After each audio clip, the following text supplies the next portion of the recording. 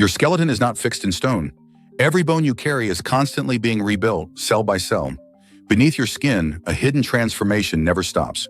Bones are alive, vibrant tissue, pulsing with activity. Inside, specialized cells are always at work. Some, called osteoclasts, act as demolition teams, breaking down old or damaged bone. Others, osteoblasts, follow as builders, filling these spaces with fresh, strong bone. This balancing act is known as bone remodeling. This process isn't just about repair. Over 7 to 10 years, bone remodeling quietly replaces your entire skeleton.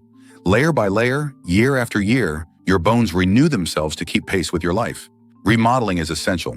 When you break a bone, these cells sweep in, removing damaged tissue and rebuilding it stronger than before. When you lift weights or put stress on your body, bones adapt, thickening in response. Bones also store vital minerals like calcium, releasing or absorbing them as your body needs. You are not carrying the same skeleton you were born with. Your bones are alive, always changing, always renewing.